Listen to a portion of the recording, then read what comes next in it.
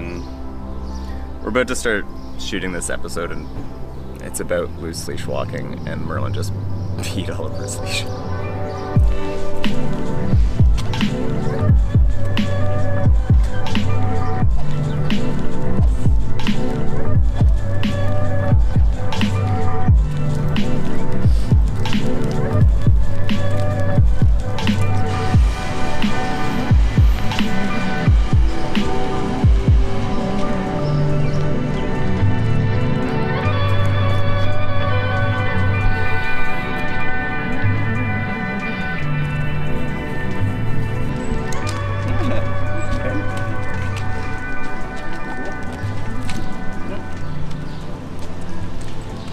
Dog walks can be really, really frustrating.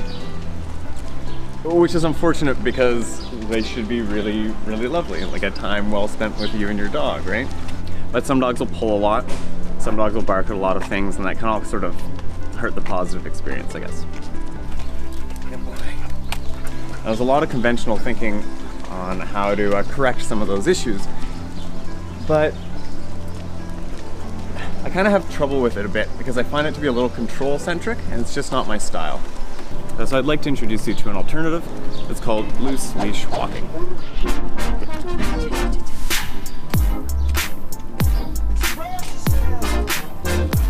The most difficult thing about loose leash walking for most people isn't so much the training aspect. It's more about shifting your mindset from one that's oriented around traditional ideas of obedience to a mindset that's more okay with giving your dog more agency to do dog things.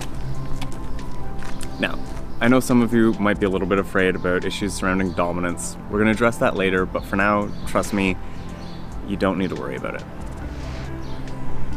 Let's move our focus from control to motivation and cooperation. Once we understand what motivates a dog, we can use that to encourage them to be polite. Basically, this is about nice manners on the leash. So dogs have these really incredible noses, and they experience the world in a way that we'll probably never fully understand or appreciate. And I think that we should embrace that. We should let dogs smell the things. We should let dogs be dogs. But these noses are also the culprit in a lot of pulling cases. You see, dogs do what works. And so when they're walking and they're pulling, they're getting to places faster, they're getting to smell the smells sooner, and every single step forward is reinforcing. And that's why this is such a common issue. If we can teach them to be polite about it, we can have the best of both worlds. They have lots of smelling and no pulling. So rather than competing with your dog's needs and creating frustration, why don't we use our dog's needs to our advantage while also providing an enriching experience by letting them smell.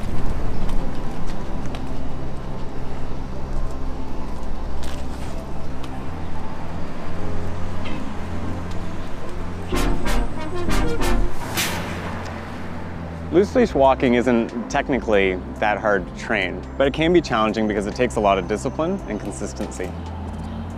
So the training basics at a glance look like this. If your dog's pulling, you stop. Now when they give you some slack, you want to mark and reward that opportunity and give them a treat. I want you to always give them a treat in the treat sweet spot, right around here where we'd prefer that they spend most of their time. Now our goals here are to have loose leashes and loose hands. You notice when I'm walking these guys, sometimes they're up in front or behind, left or right. Sometimes they stop and just fully smell something for a couple of minutes. What I like to do is give them the slack that they take, but as they slow down or catch up, I just reel it back in.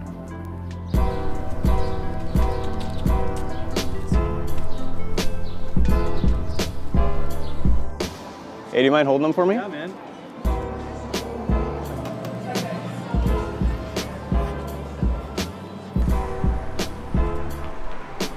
How's that ice cream? Feel good? What flavor, man? With Mercury espresso flavor. It's my favorite. Yeah. So as you've seen, Ten and Merlin can walk pretty nicely on leash. So you might be surprised to know that they're both retired sled dogs. Merlin was actually a star lead dog in a large kennel in the Rocky Mountains.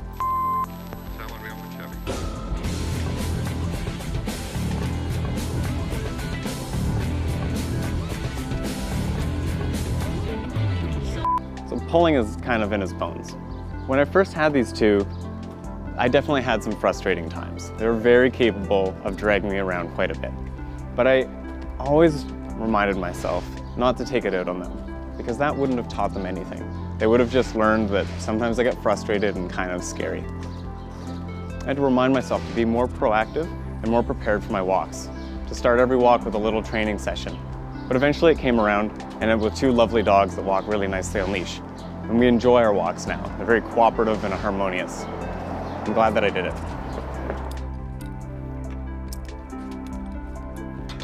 Up to you. I think there's a lot of pressure on people to walk their dogs in a really particular way. And I think that contributes to the frustration that some people experience because their dog doesn't necessarily walk perfectly. But I think we should take it easy, and we should take it easy on our dogs as well. I think it's fine if they walk ahead of you, walk behind you, or even stop to smell things for ages. I think that's actually totally fine. And we can let them do that. We could even encourage it. The walk is for them after all. Come here, hey Tim, up, up, up.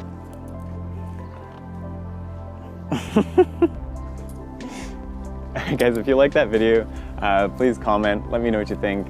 You can like, you can follow, do all those things, share it. That would be great. We've got lots more coming this summer, so I hope you like to see what we've got cooking up. Okay. Take care.